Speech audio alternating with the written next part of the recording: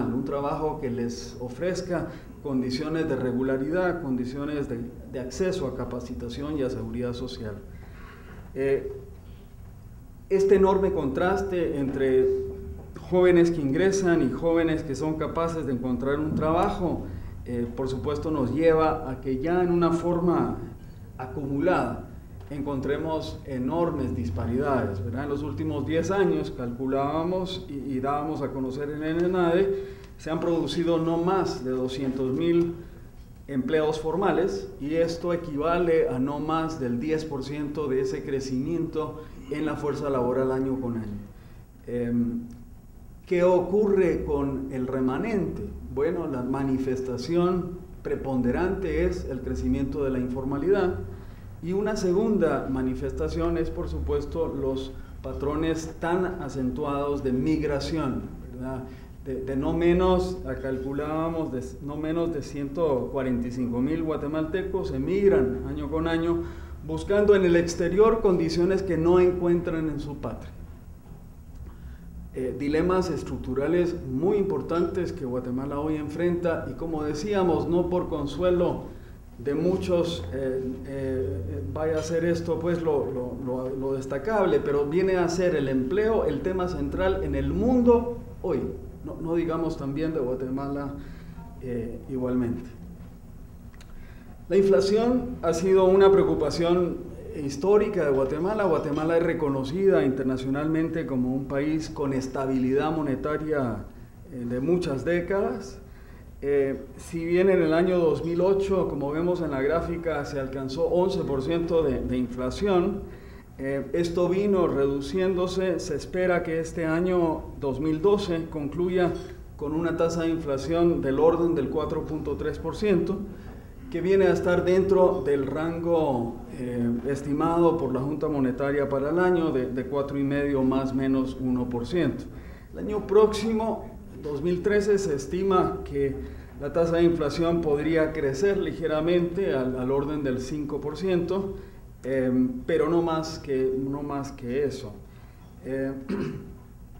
Esa historia, decíamos, de estabilidad económica es acompañada por una tradición de política monetaria conservadora que el país ha tenido y en la actualidad se acompaña también de una decisión tomada por la autoridad monetaria de efectivamente insertar lo que se conoce como los regímenes de metas de inflación. Uno de los 8 países de América Latina, Guatemala, que tiene vigente un sistema de monitoreo explícito referente a las metas de inflación y centrando su política monetaria alrededor de este monitoreo.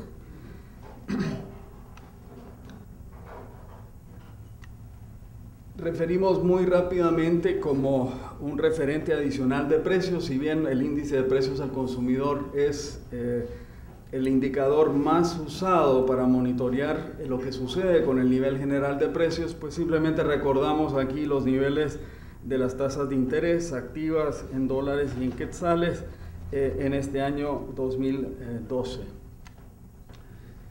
Ahora, entrando al sector externo, que para Guatemala viene a ser, por supuesto, un área fundamental de su economía, las exportaciones participan con cerca de 1/5 parte del Producto Interno Bruto, las importaciones participan con 1/3 de la producción agregada. ¿Qué ha pasado recientemente con este intercambio de bienes? Aquí tenemos las exportaciones y las importaciones graficadas. Les llamo la atención lo sucedido en el año 2009, una fuerte disminución en las importaciones, no tanto así en las exportaciones, pero en ambas el año 2009 no pasó en blanco, hubo una reducción en ambas variables.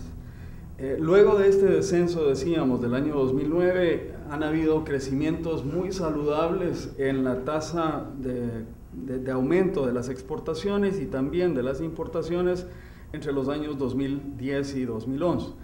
En 2012 empezamos por recordar aquí una noticia reciente que es la lectura a septiembre.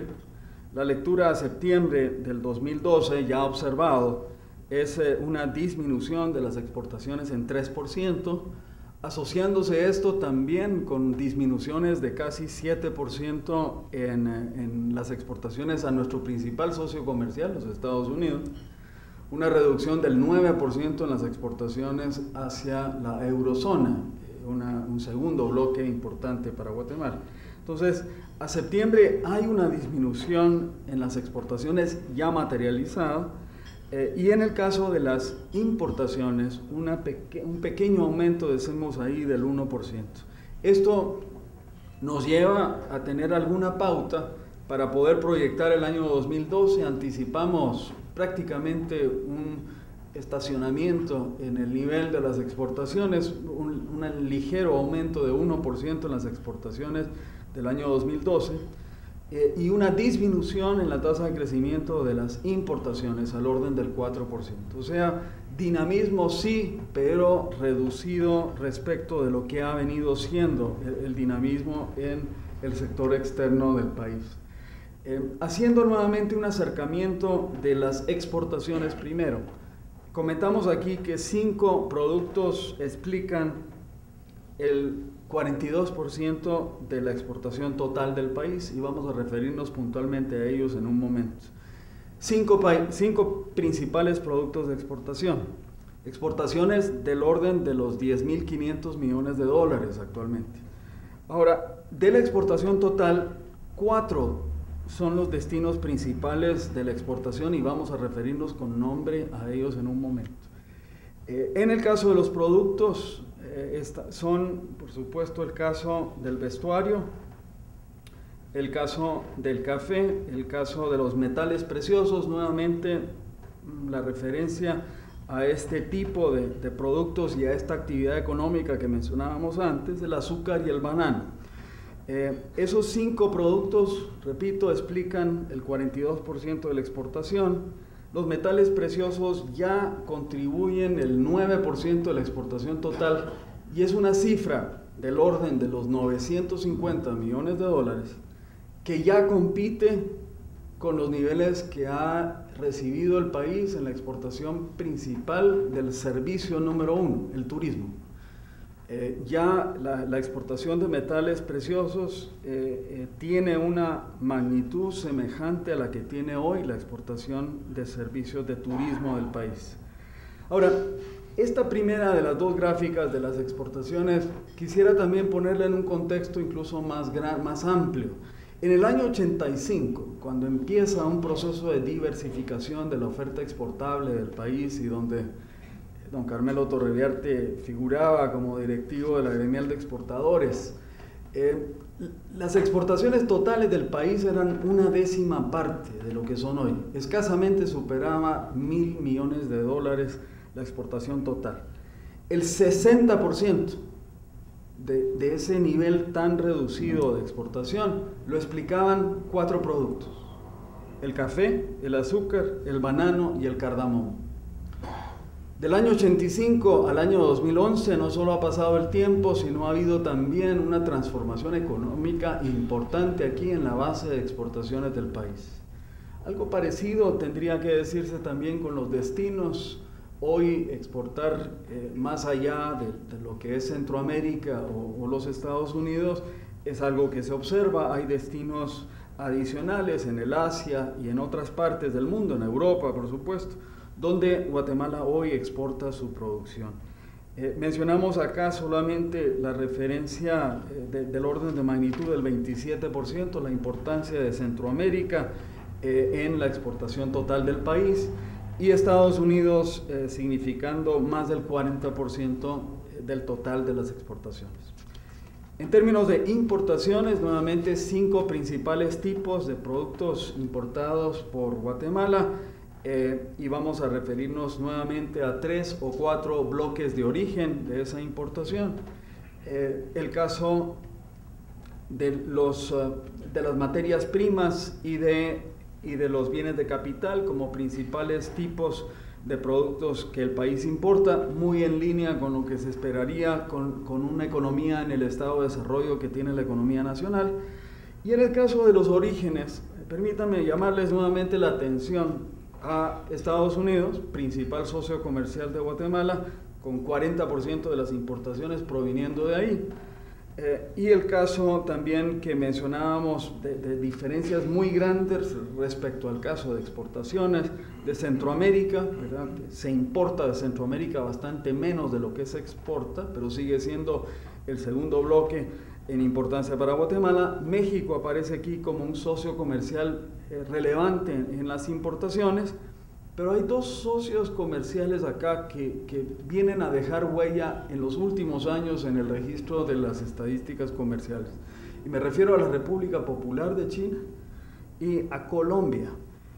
La República Popular de China ya es origen del 7% de las importaciones. No es, por supuesto, sorpresa eso al ver el poderío y la variedad de industrias en la cual China compite hoy en el mundo. Pero el otro socio que mencionamos aquí es el caso de Colombia. Colombia ya aparece en los registros con cerca del 4% de las importaciones totales provenientes de aquel país.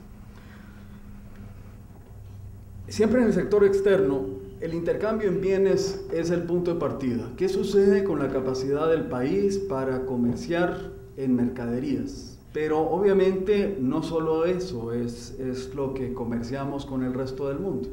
La cuenta corriente de la balanza de pagos, ¿verdad?, que es la forma en que tomamos registro de nuestras transacciones con el resto del mundo, la cuenta corriente toma en cuenta el intercambio de mercaderías, pero agrega los servicios. Y es una de las dos partes principales de la balanza de pagos, la segunda siendo, por supuesto, los intercambios financieros. Y lo que observamos en este cuadro, voy a pasar rápidamente por él, es que la cuenta corriente ha venido registrando niveles muy altos de déficit, de desequilibrio, es decir, importamos más de lo que exportamos en la sección corriente de la balanza de pagos. Cuando iniciamos esta recopilación en el orden del 5% de la producción, reduciéndose actualmente en la magnitud de 3.1% del PIB en el año 2011. Se espera que el déficit en la cuenta corriente continúe siendo del orden del 3.4% en los años 2012 y 2013. Ahora, la inversión extranjera directa es sin duda para un país como Guatemala una fuente de recursos, una fuente de tecnología fundamental. Y hemos visto en esa variable cambios últimamente. Hemos visto en el año 2011 un registro de 985 millones de dólares. Daban a conocer los medios de comunicación que solo en el primer semestre del 2012 se habían materializado inversiones externas por más de 770 millones de dólares, lo cual produce cierta confianza de que este flujo del orden de los 1.000 millones de dólares en inversión extranjera podría seguir ocurriendo en el país. Y hay mucho trabajo alrededor de esto. Estaba con nosotros el director ejecutivo de Invest en Guatemala y sin duda hay labor de esa oficina alrededor de cómo ser más atrayentes de la inversión exterior. Estados Unidos sigue siendo el origen de una parte importante de estas inversiones, pero no es, por supuesto, el único inversor. Estamos viendo diversificación en los orígenes de la inversión extranjera directa. Y nuevamente Colombia, mencionamos ahí cómo en los últimos años ha sido origen de varias de estas inversiones que se han materializado en el país. Ahora, un segundo flujo financiero que ha tenido enorme preponderancia en los últimos años son las remesas familiares. Las remesas familiares, destacábamos en el cuadro, cerraron el año 2011 con 4.400 millones de dólares. Este año 2012 se espera que vayan a ser cercanas a las 4.700 millones de dólares y el año próximo, 2013, podrían rebasar los 5.000 millones de dólares. Esto es la mitad de las exportaciones del país.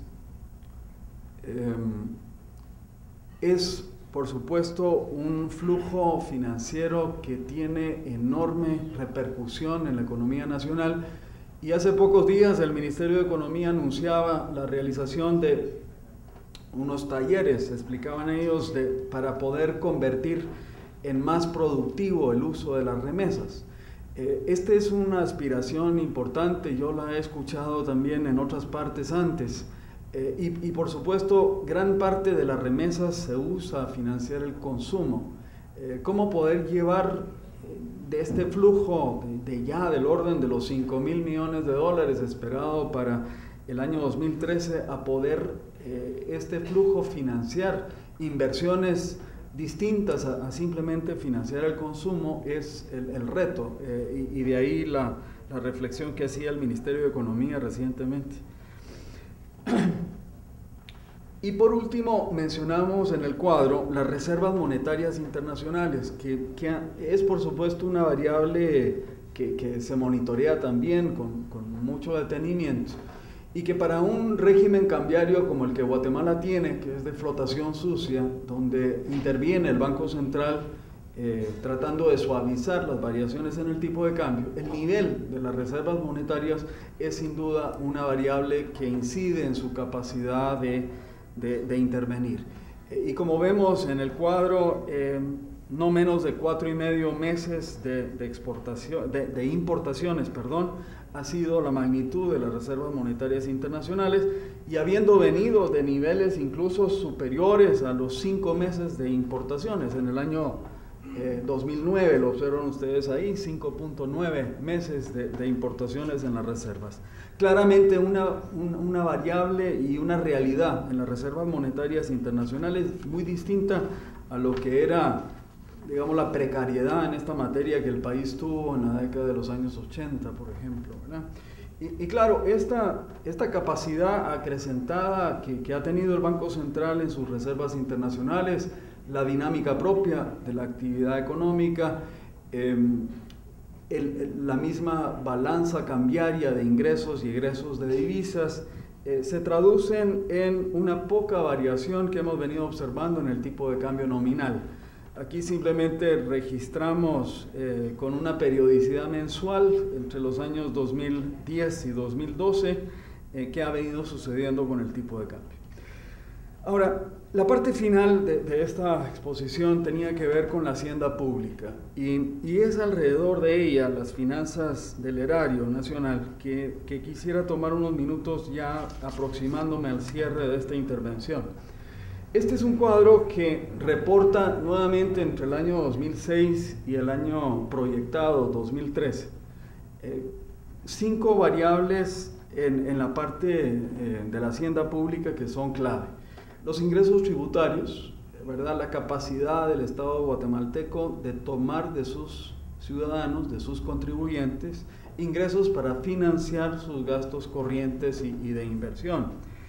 Hablamos también del gasto de funcionamiento, que es básicamente lo que cuesta mantener el aparato estatal en funcionamiento. Destacamos también la otra parte del gasto, que tiene que ver el gasto de capital, que aquí lo hemos presentado en forma agregada, el funcionamiento y el capital, y la variable resultante de todo esto, que es el déficit o superávit.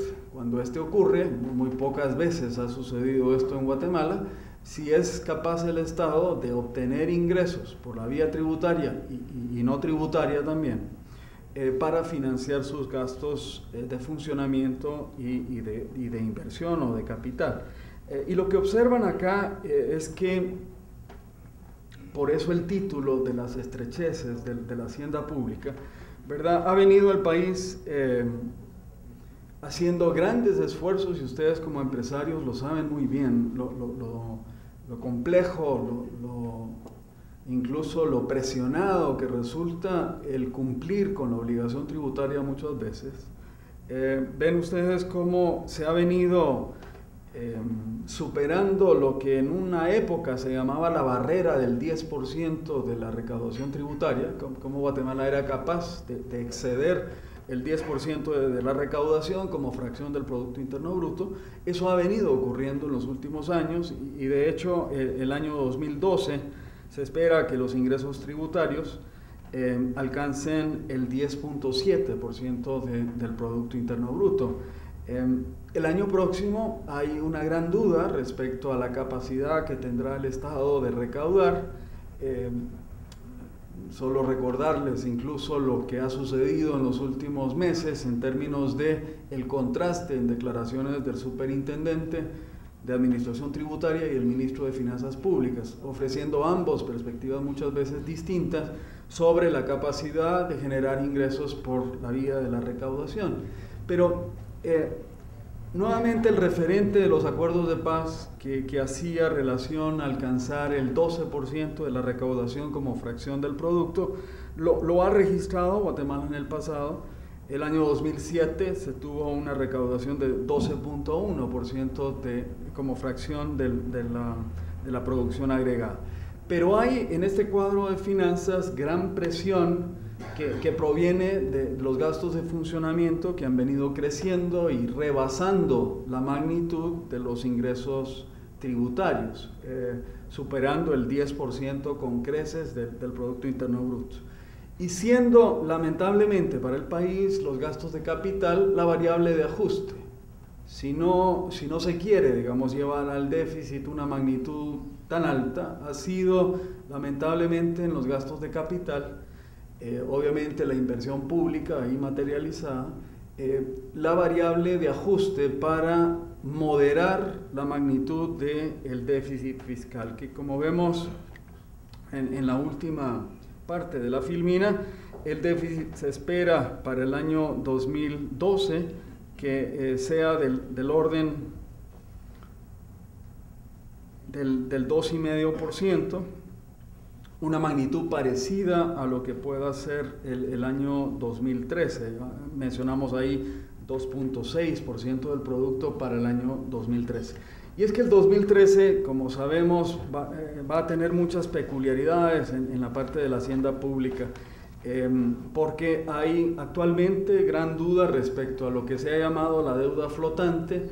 Lamentablemente es un uso del término bastante liberal el que se hace, porque realmente son deudas que se tiene muy poca noción de los sustentos atrás de ellas, sin por supuesto haber sido presupuestados estos gastos y realmente poniendo al país en un aprieto enorme respecto a cómo lidiar con este conjunto de deudas. Se habla ya de una magnitud del orden de los 3.500 millones de quetzales, y que podrían tener un efecto sobre el déficit del año próximo, que mencionábamos no será menor al 2,5% del Producto Interno Bruto, que de hecho fue la magnitud aprobada por el Congreso, pero que podría, por efecto del tratamiento de esta deuda flotante, superar el 3% del producto ya con una ejecución contra lo que es este conjunto de deudas históricas. Y aquí ha habido un referente que las mismas calificadoras de riesgo y otros analistas internacionales pues refieren a Guatemala con un umbral del orden del 2% del producto como una magnitud del déficit respecto al cual hay que preocuparse si se rebasa.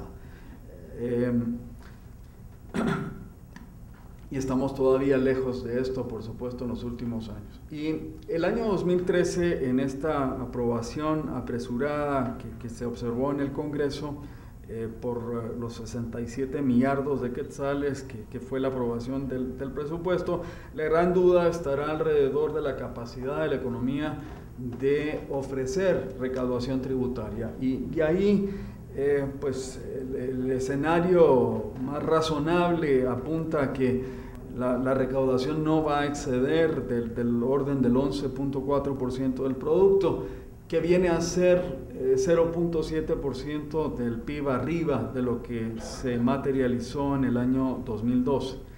Hay en esta proyección un gran supuesto que hace la Administración Tributaria alrededor de la recaudación del impuesto sobre la renta.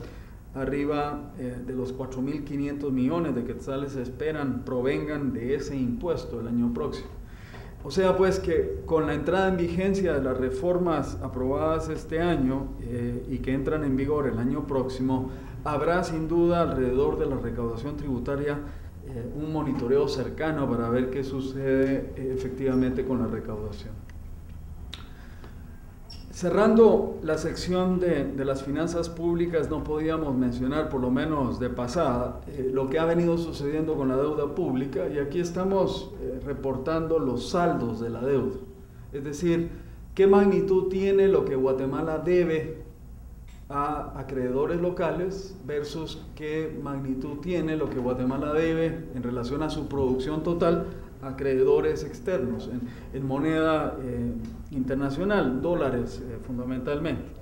Noten ustedes, quiero llamar la atención a el crecimiento de la deuda pública interna en los saldos de la deuda a partir del año 2008. Esta es la época de la administración anterior donde se ve un fuerte esfuerzo de carácter contracíclico por financiar el gasto público preponderantemente con deuda interna, y ven el crecimiento desde niveles del 9% del producto hasta un nivel que ahora supera en el año 2011 la magnitud de la deuda externa como fracción de la producción agregada. Ha habido en la historia guatemalteca una presencia ocasional en los mercados de deuda internacional, en los mercados de capital internacionales. Recordamos todos la última emisión de eurobonos que hizo el país en mayo recién pasado por 700 millones de dólares con una tasa de 5.75% y a 10 años plazo. Fuimos, sin embargo, sorprendidos hace muy pocos días, menos de una semana, una emisión de 1.000 millones de dólares hecha por Costa Rica, con una demanda de 5 veces la cantidad que puso aquel país sobre la mesa y una tasa cercana al 1% por debajo de la que Guatemala deberá pagar por estos bonos. Los dos ejemplos son ilustración de lo que sucede en los mercados internacionales de capital. Avidez por la oferta de emisores soberanos como Guatemala o como Costa Rica que le hacen disponible a los inversores la capacidad de dar en préstamo. El perfil de la deuda externa guatemalteca es muy favorable, es una deuda que tiene en promedio un plazo de 24 años, que el 80% de ella, la deuda externa, el 80%, se le debe a acreedores oficiales, bancos multilaterales y ese tipo de acreedor, y que en la sección de la deuda pues hay dos preocupaciones ahí, ¿verdad? La forma en que finalmente vaya el país a tratar respecto a la deuda llamada así flotante, y el dilema que viene a Guatemala a ser cómo ordenar hacia adelante la capacidad de los gobiernos municipales de endeudarse. Hemos sido todos testigos de los problemas ocasionales, ¿verdad? Porque es esporádico, pero aparecen, ¿verdad? Las magnitudes en que estos gobiernos, haciendo uso de su autonomía, se endeudan. Y esto, como hemos visto en otros países, puede llegar a ser un problema de alguna consideración. Para el cierre de la presentación, rebasemos un minuto nada más esta perspectiva de lo que va a suceder a diciembre del 2013 y preguntémonos qué realmente está en juego aquí. ¿Qué es lo que debiera de ocuparnos en Guatemala cada vez más? Por sobre todo, creo, la capacidad de crecer a más alto ritmo y de hacerlo con una calidad más alta. Es decir, el crecimiento económico ha dejado de ser solo la relación entre el producto de un año y el otro, sino si ese crecimiento, ¿verdad?, que es una cifra que puede calcularse con aritmética, si esta variación en el nivel de la producción verdaderamente se traduce en niveles de vida mejores para los ciudadanos del país. Y a eso me refiero, por supuesto, cuando hablo de la calidad de vida y de la calidad del crecimiento. Crecer más rápido que el 3,5% proyectado para el 2013 debiera de ser una aspiración importante para Guatemala. Ya lo mencioné antes de cómo los acuerdos de paz subrayaron el propósito de crecer por lo menos al 6% por año, tratando de asociar con ello una mejora en los niveles de calidad de vida de los guatemaltecos. Ahora, crecer más rápido que el 3,5% no es solo cuestión de desearlo, ¿verdad? Como sabemos, si fuera solo una cuestión de producirlo por magia, ya lo hubiéramos hecho. Realmente requiere enfrentar limitantes muy grandes que tiene la economía guatemalteca, y que imposibilitan que esas tasas de crecimiento que observamos en China, que observamos en Panamá, que incluso observamos en República Dominicana, puedan venir a instalarse en una forma más sostenida en nuestro país.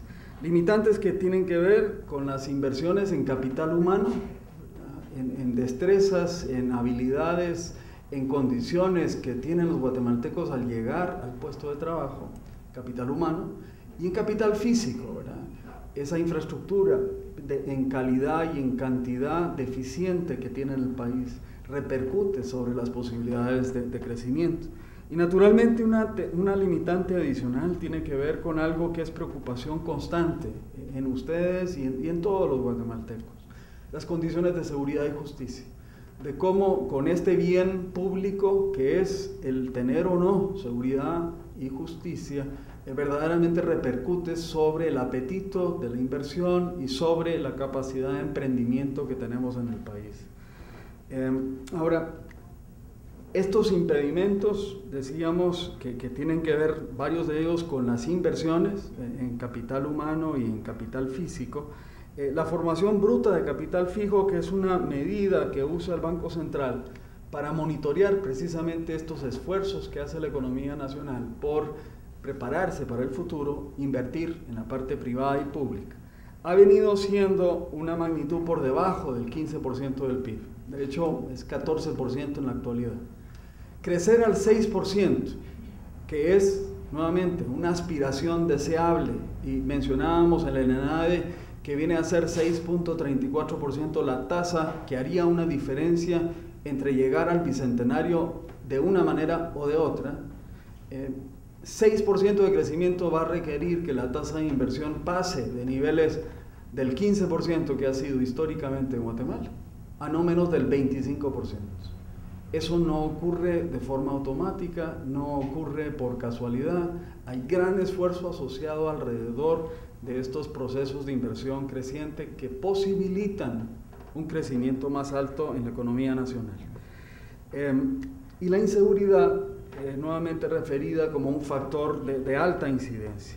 Pero viendo nuevamente el calendario más allá del año 2013, queríamos cerrar con una reflexión asociada con algo que nos parece nuevamente determinante sobre nuestra capacidad de crecimiento y de mejoría en la calidad de vida de los guatemaltecos del año próximo y los siguientes.